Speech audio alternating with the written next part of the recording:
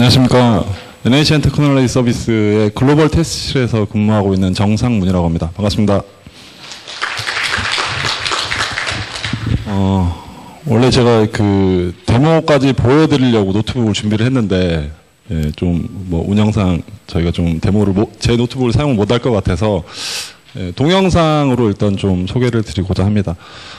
첫 번째가 그 두 가지 주제로 저희가 준비를 했는데요. 하나는 오픈소스를 활용한 안드로이드 앱 테스트 자동화하고, 그리고 비기능 테스트에 속하는 그 안드로이드 앱 관련된 시스템 리소스, 그 리소스에는 이제 그 CPU나 메모리 뿐만 아니고 전력 사용량까지 측정된 사례를 가지고 공유를 드리도록 하겠습니다. 먼저 그 테스트 자동화에 대해서 먼저 말씀을 드리면요. 저희 네이버의 서비스가 이제 PC에서 상당 부분 지금 모바일로 굉장히 많이 넘어온 상태이고요. 모바일로 넘어오면서 겪게 되는 여러 가지 문제점 중에 하나가 굉장히 다양한 그런 모바일 디바이스들이, 그러니까 테스트를 저희가 커버를 해야 되는 그런 디바이스들이 늘어났다라고 하는 측면도 있고요.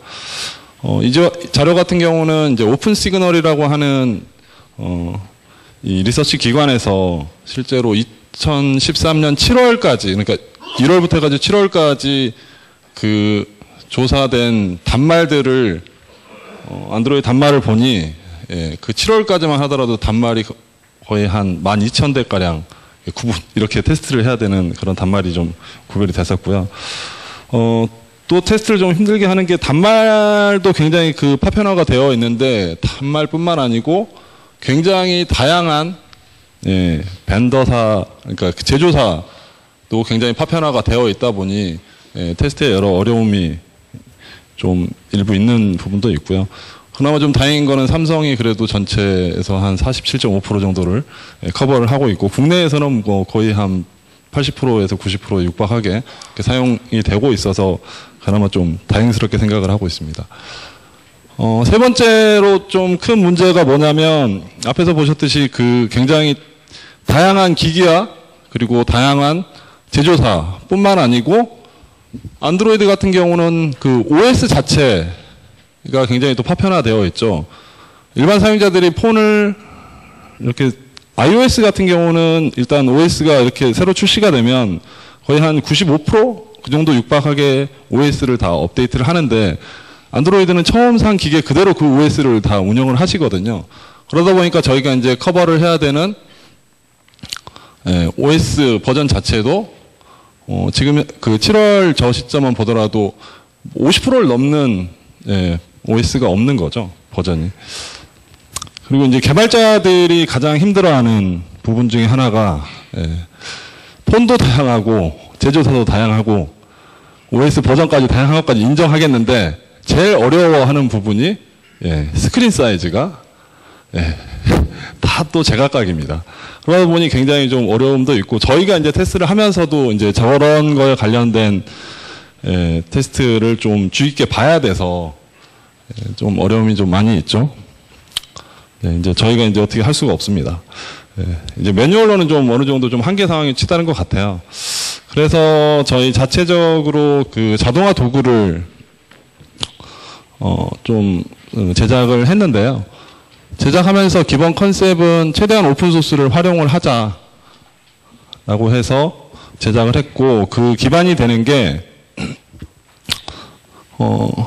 셀레늄이라고 하는 굉장히 다양한 그 테스트 환경들을 커버를 해주는 그런 웹드라이버의 API를 그대로 이용을 했고, 그리고 또 이미지 기반으로 테스트하는 거에 대한 또 장점이 있습니다. 그래서 그런 장점을 최대한 수용을 할 수 있는 시쿨리라고 하는 오픈소스를 결합을 시켰고, 엔탭 같은 경우는 좀 생소하실 수는 있는데요. NHN 테스트 오토메이션 프레임워크로 실제로 저희 네이버 개발자 센터에 오픈되어 있는 오픈소스 프레임워크입니다. 예. 이 같은 경우는 이제 위키 기반으로 되어 있어서 테스트 작성이나 아니면 그 유즈 보수 자체가, 예, 간단하게 웹으로 에디팅을 하시고 실제로 수행을 해서 그 결과를 바로 피드백을 받을 수 있도록 그렇게 되어 있습니다. 도구를 제작을 하면서 자체적으로 좀 검토를 했었는데, 예, 뭐 가장 일반적으로 알고 계시는 안드로이드 개발을 하시면 가장 일반적으로 알고 계시는 테스트 프레임워크이 몽키러너하고 로보티움이 될 것 같은데요. 여러 솔루션들의 그 단점이라고 할 수 있는 그런 부분들을 최대한 극복할 수 있는 방향으로 솔루션을 제작을 했고요. 조금 더 아키텍처 측면에서 본다라고 하면, 이제 어떻게 보면 이게 사용됐던 오픈소스 라이브러리들이 이제 다 소개를 해드릴 건데, 기본은 셀레늄에 있는 HTTP JSON 와이어 프로토콜을 이용을 해서 PC 웹이라던가 아니면 안드로이드, iOS까지 커버할 수 있도록 각각에 맞는 뭐 안드로이드 SDK나 iOS SDK 그 기반 위에 저희의 웹쿨이라고 하는 프레임워크를 올려서 테스트를 작성을 했습니다. 큰 장점으로 설명드릴 수 있는 게 이제 앱을 설치를 하는 측면이라던가 그리고 앱을 배포하는 그런 측면에서는 굉장히 좀 손쉽게 테스트를 준비할 수 있도록 그렇게 작성을 해놨고, 두 번째로 보시면 이제 리모트 컨트롤 부분인데, 저희가 이제 직접 USB 단말기를 붙여가지고 테스트를 진행을 하면은 지금 현재 상태로는 아마 단말이 노트북 같은 경우는 실제로 한 2대 정도만 붙이더라도 굉장히 테스트가 좀 굉장히 느려질 수도 있거든요. 근데 이제 좀 와이파이까지 지원을 하게 되면 이제 원격지에 있는 그런 단말까지도 동시에 이렇게 테스트를 수행을 할 수 있도록 제작을 했습니다. 그리고 세 번째 키 피처로는 이제 저희가 여러 가지 환경을 테스트를 커버를 해야 되다 보니, 그럼 뭐 그냥 PC 웹을 할 때는 이 툴을 이용을 하고, 안드로이드를 테스트하기 위해서는 이런 툴을 이용을 하고, iOS를 이용하기 위해서는 이런 툴을 이용을 하고, 이게 좀 복잡할 것 같아서 그냥 한 가지 툴 가지고 뭐 대상만 계속 바꿔서 이렇게 테스트를 하는 거죠. 예. 그리고 네 번째 같은 경우는 뭐 저희 내부적인 이슈이기도 한데요. 저 같은 경우는 이제 그 앱의 반응 속도를 측정을 해야 되는데, 이게 일반적으로 보면 이제 뭐 옆에다 스탑워치를 놓고 이렇게 한다라던가 그렇게 하는 굉장히 고전적인 방법으로 이렇게 테스트를 하는데, 이게 정확도가 많이 떨어지거든요. 그래서 이제 반응 속도를 좀 자체적으로 측정을 할 수 있는 기술을 좀 구현을 하자라고 해서 추가가 되어 있는 부분입니다. 그리고 테스트를 할 때 이걸 작성을 하면서 저희가 좀 그 지향했던 방향성 같은 경우는 최대한 키워드 기반으로 하자. 키워드 기반이라고 하는 것에서 줄 수 있는 장점이 뭐냐면, 그 키워드라고 하면은 어떻게 보면 이게 좀 달리 생각을 해보면 도메인 랭귀지거든요. 그러니까 테스트를 최대한 도메인 랭귀지, 해당 도메인에서 사용하고 있는 그 언어로 테스트를 작성을 하자라고 해서 그렇게 함으로써 이제 가독성이 굉장히 올라갈 수가 있고요.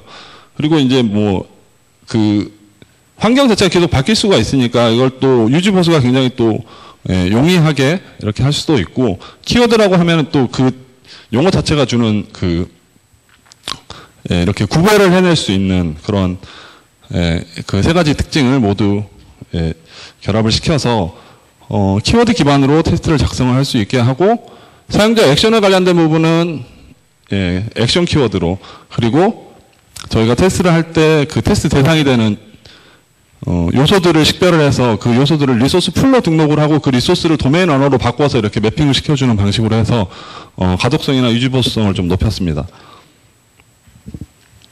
그래서 뭐 키워드 간단하게 그냥 좀 보여드리면 이렇게 기본적으로 액션이라든가 그 일반적으로 공통적으로 사용되는 부분의 키워드를 몇몇 개를 정의해 놓고, 각각의 테스트하는 환경에 따라서 좀 특화되어 있는 몇몇 키워드를 또 분리를 시켜놨습니다. 하지만 뭐 저희가 해야 되는 사용자 액션들 같은 경우는 공통적으로 사용할 수 있기 때문에 뭐 여러 환경에서도 동일한 키워드 몇 개만 알면은 테스트가 가능하도록 그렇게 해놨습니다. 또 이 제작했던 것 중에 가장 큰 특징 중에 하나가 이제 이런 다중 환경에서 테스트하는 부분인데, 실제로 옆에 보시는 바와 같이 테스트를 이렇게 위키로 작성을 했고요. 데모도 동영상도 플레이가 안 되네요. 퀵타임이 없어서. 네. 작성을 했고, 이제 이 테스트 자체가 뭐 여러분들이 이해하시는데 크게 어렵지 않은 언어로 이렇게 되어 있고, 이 데모 같은 경우는 이 2대 단말에서 뭐 이렇게 채팅을 시작을 해서 메시지를 주고받아서 이게 정상적으로 작동이 하는지 안 하는지를 확인하는 그 동영상인데, 제가 뭐 발표가 끝나고 나서 제가 자료를 따로 전달을 드려서 플레이 되는 걸 보실 수 있도록 그렇게 준비를 하겠습니다. 그리고 그 사용자 체감 속도라고 하는 앱의 반응 속도를 측정하는 방식인데, 안드로이드 같은 경우는 여기 안드로이드에 있는 윈도우 매니저 글로벌을 통해서 현재 뷰에 액티브 되어 있는 뷰의 리소스를 검색을 해가지고 그 요소가 확인되는데 소요되는 시간을 측정을 하는 거였고요. 그리고 가장 조금 더 자세히 보시면 이렇게 해당하는 페이지 내에서 뭔가를 이렇게 스포츠라고 하는 네이버 메인에서 이렇게 스포츠를 클릭을 하려고 했을 때 저게 클릭이 되는 데까지 시간을 측정할 때는 해당하는 리소스를 그 앱에 요청을 하고 그 단말에서는 응답으로 이제 어떤 요소들이 있는지를 이렇게 그 리턴을 주고, 그 리턴 받은 게 이제 타입이 제이슨 트리 형태로 오는데, 얘를 이제 파싱을 해서 그 중에서 이제 리소스가 저희가 찾고자 하는 리소스가 있는지 없는지 판단을 해서, 그게 상태가 디스플레이인 경우에만 얘가 실제로 이게 이 화면상에 있구나라고 이렇게 판단을 합니다. 그래서 OS 관점에서 보면은 이제 여기서부터 해서 이 정도가 앱의 반응 시간이라고 이렇게 측정을 할 수가 있습니다. 실제로 적용했던 현황들이 좀 몇 가지가 있는데, 내부적으로 그 사례들이 좀 있는데, 그 중에서 좀 대표적으로 네이버 뮤직 앱 같은 경우인데, 실제 뭐 앱의 특징은, 네이버 뮤직 앱의 특징은 그냥 네이티브 앱이 아닌 하이브리드, 웹이 섞여 있습니다. 인앱이 좀 섞여 있고, 그래서 테스트를 자동화를 하는 데 있어서는 좀 난이도가 좀 있는 축에 속하고요. 그리고 또 두 번째로 좀 고려를 해야 될 때 좀 어려웠던 부분이, 여기에 있는 리스트, 네이버 뮤직 앱에 있는 리스트들이 매일 아니면 특정 주기로 이렇게 계속 바뀌죠. 랭킹 같은 경우는. 그러니까 데이터가 계속 가변적인 그런 데이터를 검증을 해야 되는 그런 어려움이 있었습니다.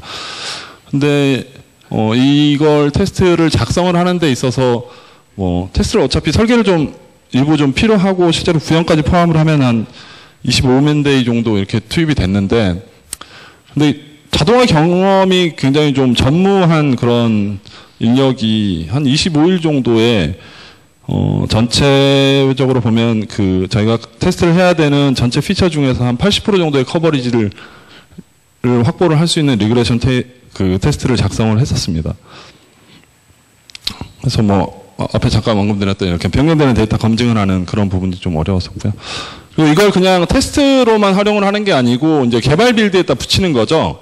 개발 빌드에 붙이면 좀 가장 큰 장점을 얻을 수 있는 부분이, 기존에는 개발에서는 이렇게 코드를 커밋을 한 다음에 젠키스나 그런 다른 CI 서버를 통해서 빌드를 하고, 빌드가 성공했는지 실패했는지만 그냥 확인을 하면 그냥 개발에서는 하는 일이 끝났는데, 이렇게 테스트랑 연동을 시키면 개발자에서 특별히 이렇게 무슨 다른 작업을 해줄 경우는 없고요. 그냥 여기서 테스트 쪽으로 트리거만 걸어주면 그 결과를 젠킨스의 피드백을 받아서 개발자가 해당하는 빌드의 안정성이 확보가 되는지, 자기가 그 수정된 코드 자체에 어떤 디펙이 유입이 되어 있는지 안 되어 있는지를 즉시 확인을 하실 수가 있죠. 그래서 뭐 몇몇 하면서 좀 사례를 보면 코드 변경, 아주 사소한 코드를 변경을 했는데 뭐 앱이 크래시되는 그런 디펙이 유입이 되기도 하고, 그러니까 빌드 즉시 어떻게 보면 사이드 디펙이 바로 검출이 됨으로써 그 빌드의 안정성을 계속 유지할 수 있다라고 하는 장점이 좀 있었고요. 그리고 얘를 주기적으로, 그러니까 모니터링 같은 경우는 굉장히 짧은 시나리오의 주요 기능만 이렇게 하게 되는데, 얘 같은 경우는 이제 앞에서 보셨듯이 뭐 뮤직 같은 경우는 한 80% 정도의 커버리지를 가지고 있는 그 시나리오가 주기적으로 가령 돌아간다라고 하면, 실제 좀 커버하는, 그 장애를 커버하는 그 범위가 굉장히 넓어지게 되는 거죠. 그리고 세 번째로 보면, 그 저희 프레임워크 자체에서 앱을 그러니까 속도를 측정을 한다라고 사용자 체감 속도를 측정을 한다라고 사용자 체감 속도가 아니 앱의 반응 속도를 측정한다라고 말씀을 드렸었는데, 근데 앱을 해당하는 테스트해야 되는 그 요소를 찾는 데에 어떤 스레시홀드를 걸 수가 있습니다. 이게 화면에 반응하는데 뭐 5초 이내에 뭔가 나와야 된다라고 하는데 그게 벗어나면 얘가 테스트가 다 실패를 하거든요. 그렇게 함으로써 이걸 주기적으로 돌리다 보면 서비스 품질이 이제 개발은 계속 변할 수가 있기 때문에요. 그거에 따라서 그 앱의 반응 속도가 느려지기도 하고 빨라지기도 하는데, 이제 느려졌을 때 알람을 받을 수가 있게 되는 거죠. 네, 여기까지 해서 좀 데모까지도 좀 못 드려서 죄송한데, 이렇게 해서 자동화, 안드로이드 앱에 대한 자동화를 좀 진행을 했었고, 큰 특징 자체는 하나의 소스를 가지고 여러 대의 단말을 동시에 테스트를 수행을 할 수 있다라고 하는 장점도 있었고, 그리고 뭐 주기적으로 이렇게 돌리면서 앱의 변화를 직접 테스트 하시는 분들이 확인을 할 수 있었다라는 장점이 있었고요. 저희가 이 툴 자체를 오픈소스로 만들었기 때문에 향후에는 네이버에 있는 개발자 센터를 통해서 이 툴 자체를 공유를 드릴 예정입니다. 뭐 혹시 관심 있으시면, 사전에 좀 관심이 있으시면 연락을 주시면 그냥 몰래 드리도록 하겠습니다. 네, 여기까지 자동화 사례를 마치고요. 저 다음으로는 이제 비기능 테스트 관련해서 저희 실에 송기영 팀장님께서 발표를 해주시겠습니다. 감사합니다.